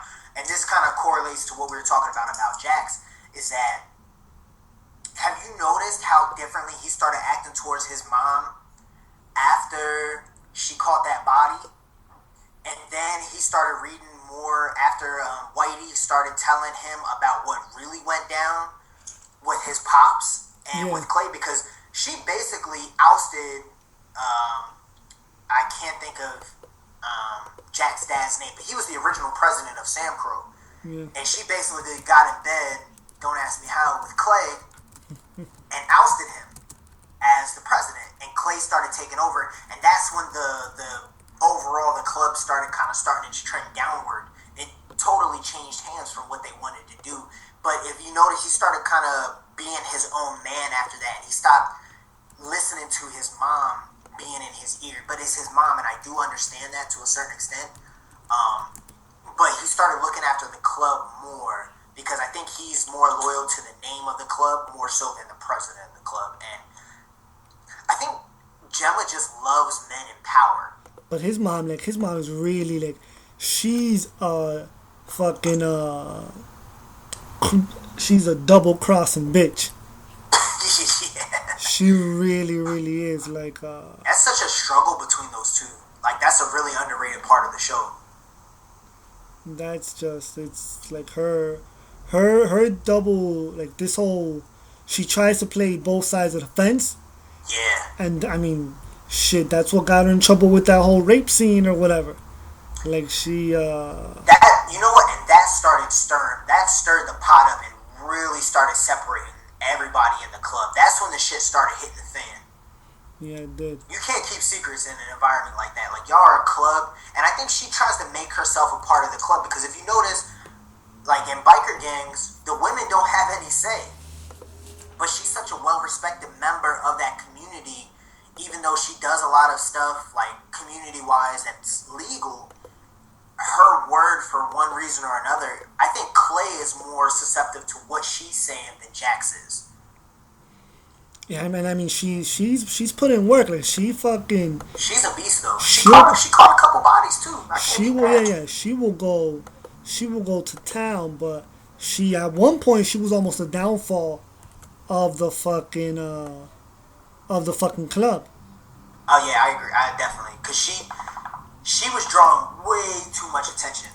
The shit that she was doing. She was the downfall of the damn club at one point, and I think, you know.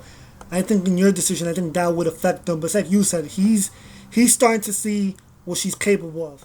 Exactly. Like, he knows exactly what his mom is capable of. So.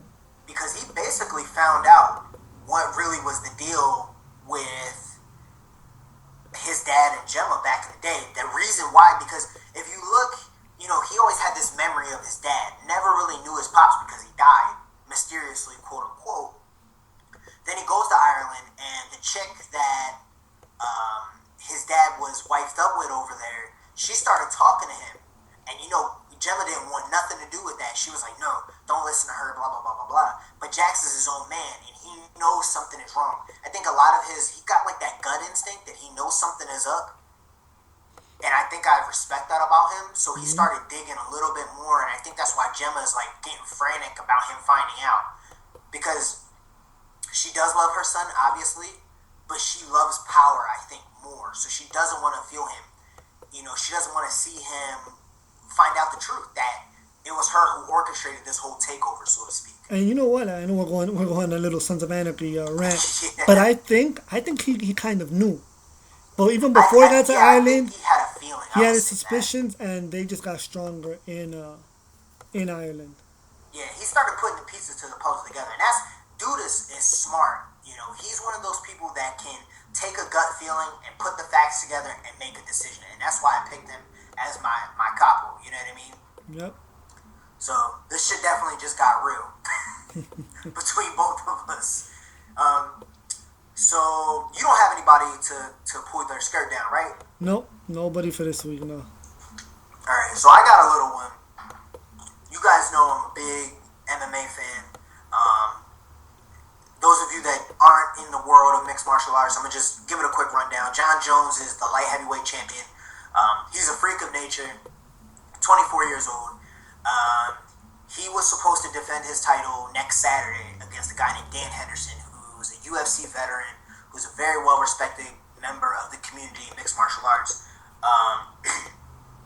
Dan tore his MCL, which is a knee ligament, and just announced to the world that he wasn't going to be able to fight. So Dana White, the president, got on the phone, started calling up people to try and take this fight on 8 days' notice, and like 3 people declined.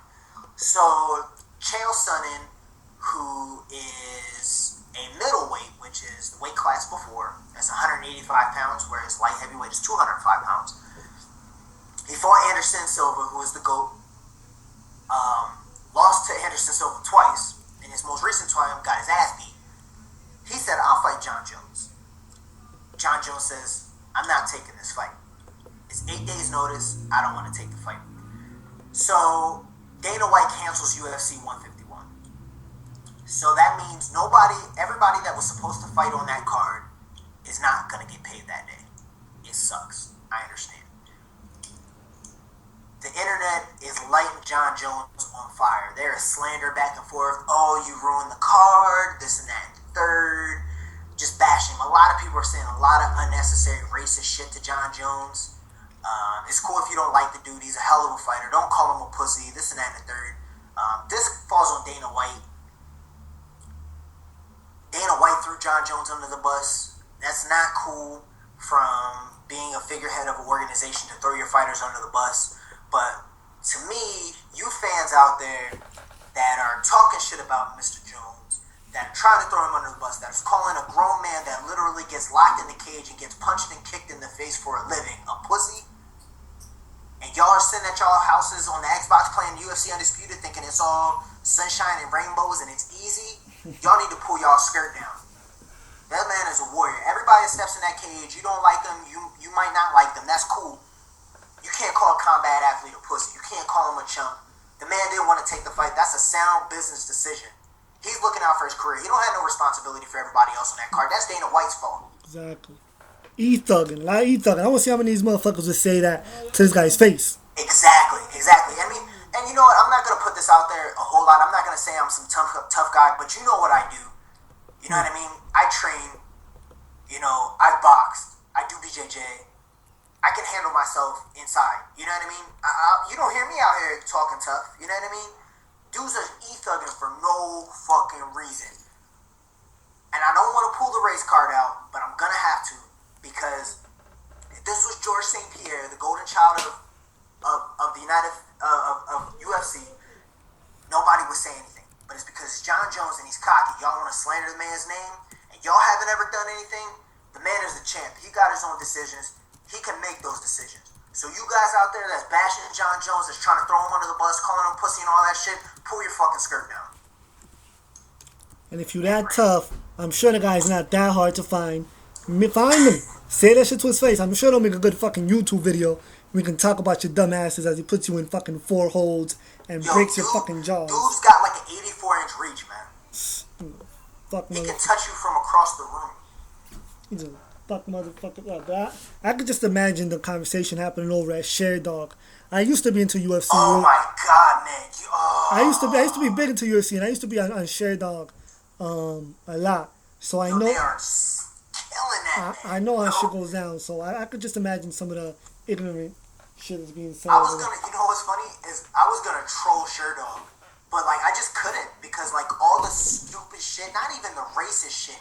Like, it was so, like, undermining racist shit that I was just like, I can't even troll you guys because you're so fucking stupid. It's disgusting, man. The man, like I said, the man gets kicked and punched for a living. And you call him a pussy? That is crazy, man. This dude, and I'm about to look at my mentions right now on Twitter because this dude says some shit about John Jones eating some watermelon and shit like that. Dr. Jared, Jarrad, you sir, the skirt has got to come down, bro. And this nigga called me Four Eyes on Twitter. That nigga called me Four Eyes. It's about to 3rd fucking grade, fucking nerd ass motherfucker. Yeah, I told him the only fights that he got into was with his sisters over her Barbies. And she probably whooped his fucking ass too. She probably did. Oh fucking giving this nigga fucking Indian burns on his arms and shit. I ain't gonna front, them shits hurt. But yeah, pull y'all skirt down, man. He's a professional athlete, and he's the champ. He's earned that right to take whatever title shots he has, and it's 8 days notice. 8 days notice. Keep that in your head. So with that, that's my mini rant that I've had. So Netflix recommendation. I know you saw a movie that you were cooking on a little bit a few minutes earlier. Yeah, I mean, I was. You want to tell the folks about that shit? I was sitting here at home, and I've heard about this movie over on thekylie.com. Shout out to them. And on Twitter, guys have been talking about it. And I was trying to avoid it, but I was like, you know what? Fuck it. I had a couple of an hour and a half to waste before we started recording. So I put on the hood mockumentary. I'm gonna call it Snow on the Bluff.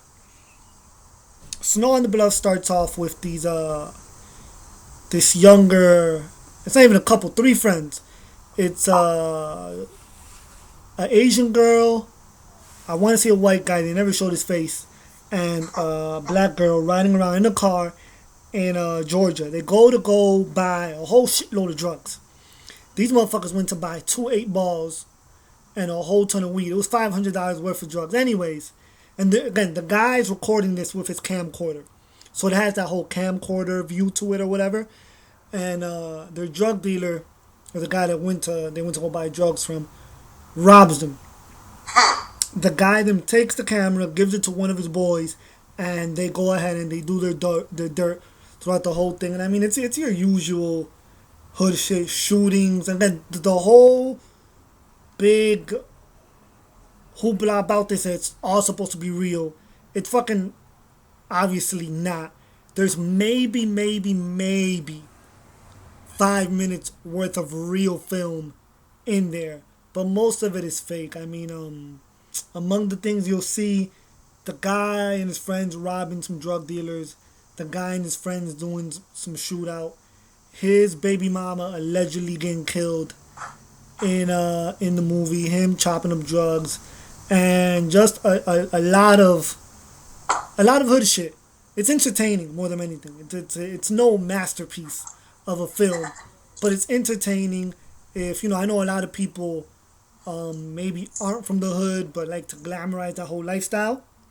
So if you're one of those guys, one of those tough guys that Jut was just talking about, and you want to step your e-thugging game up, I would definitely recommend research and development. Yeah, if you want to do some R&D for your e-thugging character, I would definitely watch Snow on the Bluff. Again, if you have an hour and a half to waste here and there, it's tough to watch because there's no editing on the language, and if you're not used to a southern accent, you're gonna be like, what the fuck are they talking about? You might as well put it on mute.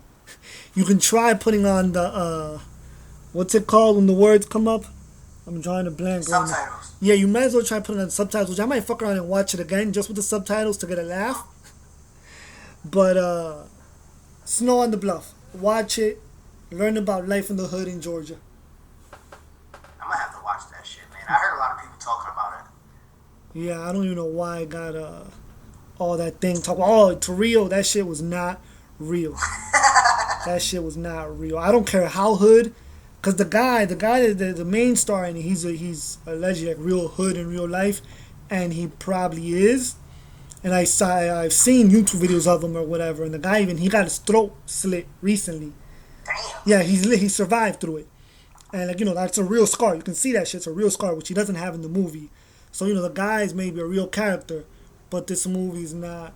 It does an excellent job at being the real first hood mockumentary, though. Alright, so my Netflix recommendation, for those of you that don't know, I think I mentioned it before. I know you know, Danny. I'm a big time history nerd, and my recommendation is Deadliest Warrior. This is my shit. Like I fucking love this show when it was on TV. I was watching this shit last night. Basically, what they do is they take a scientific approach to what would happen if 2 legendary warriors from history were square off one-on-one, and who would win. So basically, it's an ER doctor who examines the trauma and things like that. You have a computer programmer, and you have a biomedical engineer who's also a martial arts expert. And what they do is they take experts from, okay, I'll use an example. They had a knight versus a pirate. That was one of the matchups. So what you do is they have two experts from each side. And what they do is they talk about short-range weapons, medium-range weapons, and long-range weapons, and how they compare against each other. And what they do is they take all that data and they put in a computer simulator and run it through 100 times. And whoever wins is the deadliest warrior out of that matchup. So what they have like ballistics gel that simulate a human body. So it has ribs, it has organs, and we're talking ancient weapons here. So it's swords, and spears, and things like that, and clubs. So they have these weapons experts who basically go ham on these dummies and like pig carcass and things like that to see what type of trauma it would do in the human body. And it's a really, really dope show. They've had some cool ass matchups. Let me read a couple of these. In season 1, it had the Apache versus the Gladiator, the Viking versus the Samurai, Spartan versus the Ninja, the Pirate versus the Knight, the Yakuza versus the Italian Mafia, the Green Berets, which is our special forces. Now, is this the show? Because I saw the Yakuza versus the Italian Mafia. Is this a show where they actually bring in like fake? Like I remember that thing they had in like they had like mafia guys at the end. Yeah, they had like mafia guys, and the mafia guys like took like baseball bats and shit to like a dummy. Yep, that's the one. Interesting. It's dope, man. They've had one of my favorites is the IRA versus the Taliban. They have these dudes square off as like a team, and obviously it's fake, but they use all the weapons that they were talking about. And they were like in this like little city, like run down, there's buses and shit like that, and it's basically two terrorist organizations using some dirty ass tactics against each other to see who wins. And you don't know who wins until the end. Like you have to watch the reenactment to find out who wins. And then they tell you why they won. But just from all the historical accuracy, there's two experts, and they also demonstrate the weapons. Like the Native American ones are crazy because I think it's the Apache one versus the Gladiator, where they were talking about how good the Apaches are with knives. This dude took out 4 bodies in like 6 seconds with knives. With I think one knife. They put like paint on it, and they turned him loose, and dude marked up like 4 dummies in like 8 seconds, 6-8 seconds, and obviously the paint showed on the dummies, and they were like neck wounds, chest wounds, and on some of them with the ballistics gel, the spears and the knives and things like that puncture the skin, and it's accurate to see. I mean, some of these are brutal. Like these dummies are getting beheaded because these weapons are so heavy and sharp. So if you like stuff like that, and you like history, and you kind of want to see what would happen between two sets of warriors, or you just want to see some weapons and see what kind of fucking carnage that they would do, and they have modern warriors too, so you see what type of stuff, if you're into like Call of Duty, and you want to see what happens when a claymore goes off, what that does to a human body, what a sword would do, what a samurai sword does to a human body, I definitely recommend this show. It's called Deadliest Warrior. It's on Netflix. They have all of the seasons on there.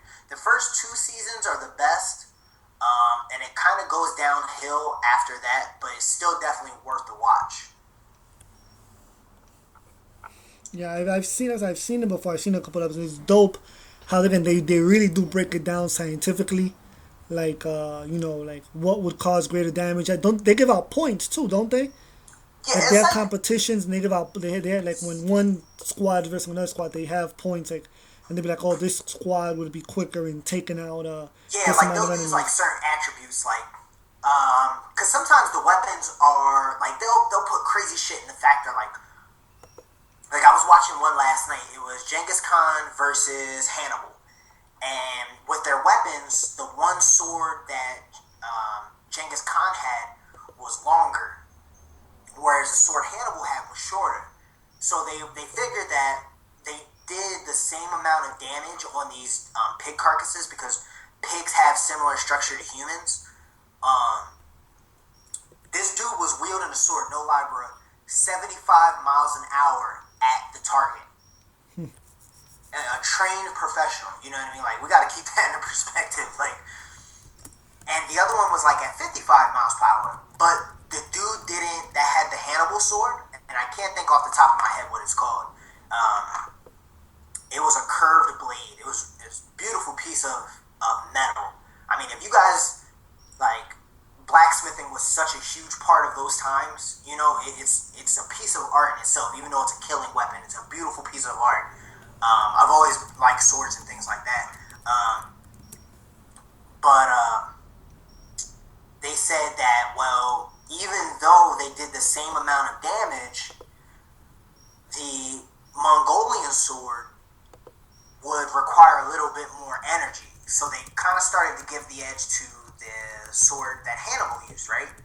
But then they were like, well, we do most of our work from horseback. And with the longer sword, you get better range. So you can kill from further away without, you know, a lesser possibility of being touched. So that gets the edge. You know what I mean?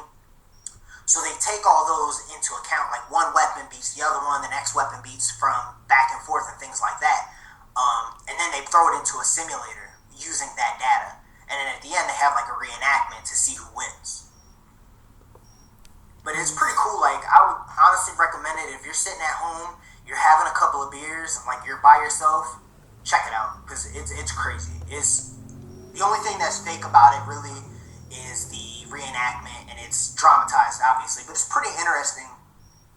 And then the two sides that are like experts, they argue amongst each other because they really feel that their side is gonna win. So that adds another little element to it. But yeah, it's pretty dope because they do compare the weapons like head to head. Yeah, check it out. Deadliest Warriors. Definitely dope show. Alright, so wrapping up everything, we got some goodies for y'all. We first of all, Danny and I would like to thank everybody.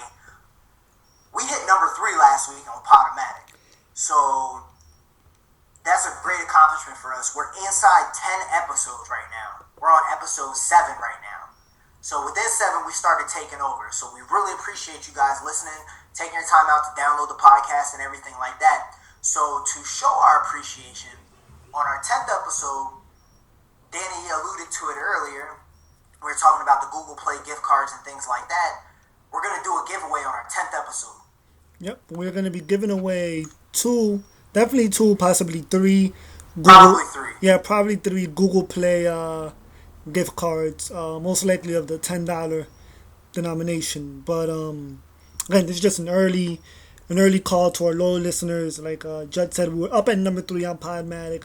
We probably could have gone higher, but again, there's some issues we're going to work out in the next couple of weeks. I'm going to talk about that. Yeah, we're not talking about it, but we could have gone higher. But yeah, number 3 is definitely a big accomplishment. We only record weekly. Most of the other shows record almost on a daily basis. But getting back to the cards, the Google Play gift cards we spoke about earlier. You can use them to buy apps, magazines, music, video. We're going to give 3 of those away. We're going to have several contests. The one that we can speak about right now will be our Twitter contest. So, Judd had been talking about for the last couple of weeks, and we finally did it. We opened up our Twitter page, which is at GeekSet Radio on Twitter. Again, at GeekSet Radio on Twitter. I suggest if you're not doing it, go over there right now and follow us, because our first giveaway will be us picking a random Twitter follower. One of our Twitter fans, we will pick them, and they will win one of the Google Play gift cards. So if you're not following us on Twitter, go to at GeekSet Radio and do it. Share it with your friends, so there's a bigger chance you could win. Maybe they split the card with you or something. But yeah, that's going to be one of our first contests, which is going to happen during our 10th episode, which it's going to be a surprise. That 10th episode is going to be something special. It might even be a live show. Yeah, 10th episode is going to be something definitely something special. So Yeah, another thing, we're going to do a random Twitter follower. And the other thing Danny and I have been kind of tossing around is a good idea. We're just trying to figure out the logistics of it. And we already got all the support that we need. But we're thinking about doing a live show where we're going to get everybody that listens to us to drop us their Skype names. We're going to do a live show. Then we're going to do a random name generator. And we're going to call you on Skype to let you know that you won. So the incentive is for y'all to listen on that day. Now, we're probably going to have to do that when we get our bandwidth back up. It's a good problem to have, like Danny said earlier. Because of you guys have been so supportive that we cooked all of our bandwidth. So during the next couple of weeks, we asked you guys to bear with us a little bit because we're going to have a little bit of difficulty uploading it. It might be on Hulk Share or something like that we upload the podcast. But we'll definitely hit you guys up with links so that you guys can continue to listen. We really appreciate the support. But right now, we're leaning towards doing this live show. You're going to have to listen, because if you ain't listening and we call you, you're shit out of luck. Yep, we'll give the card to the next man or woman. But so we'll probably do 3 separate giveaways. We might do all 3 on the same day. It depends on what kind of week we're having. But definitely, stay tuned. We're never going to leave you guys out of the loop now that we have our own Twitter. You guys can always check us out on thekali.com. We have our own thread. You can find Danny on Twitter. Where can they find you? I'm on Twitter at NorkHipHop. Like Judd said, you can find us at thekali.com. We have our the-kali.com. We have our own thread there in the Arcadium subforum. You can find us on blog.thekali.com. We're in the podcast section, and under entertainment, we have our own section there where you can find all the episodes of GeekSet Radio. You can find all the episodes of GeekSet Radio on YouTube at the GeekSet. You already know you can find us on Padmatic at the GeekSet, and you can automatically find us on Stitcher, which is optimized for iTunes. I said it before. And yeah, you can find me Twitter at NorkHipHop. Oh, well, real quick before I get into everything, if you guys do visit our YouTube page, do me and Danny a favor and please just click on a couple of links that we have on there for the ads. Help us pay some of these bills so we can keep feeding you guys some piff. Yeah, that's all I ask. Subscribe. Even bigger than that is subscribe to us and comment on the videos. Subscribe and comment on the videos because that helps us out a lot. That helps our ranking. That helps us being featured in our sections. All right. So you got any shout outs? Yeah, I just have one, like always, shouting out thekali.com, shouting out BK the God, shouting out Brooklyn Zone. For this week, my shout is going to be to Haley Morgan. Haley has been a big help. Haley actually helped me find the website, which is going to help us give out this whole Twitter thing. So if you're not following her, and if you're a straight guy who likes big tits, tattoos, and a pretty smile all in one package. She's really cool to follow on Twitter. Yeah, she is really cool, really down-to-earth chick. Follow Haley_Morgan XXX on Twitter. Shout out to Haley like always. A couple shout-outs from the internet world. I like to shout out to my man Prince Bammer who listened to all of our podcasts all in one shot. We're actually going to have him on in a couple of weeks.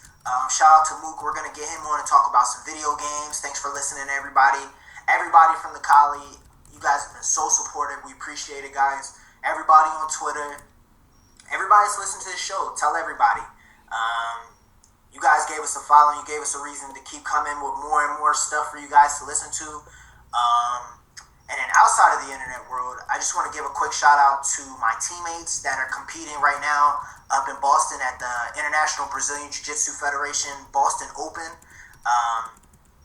My instructor won his weight class by a clean sweep, 5-0, Daniel Beliza. I'll probably end up spamming you guys with stuff, but it's for support. But yeah, shout out to all my teammates. They're like my second family. We train hard, so if you guys don't know anything about BJJ, check it out. It's a great community, a great way to get in shape. Shameless plug there. Other than that, like I said, thanks everybody to listen. So for Danny, I'm Judd. This is GeekSet Radio. We out. Peace.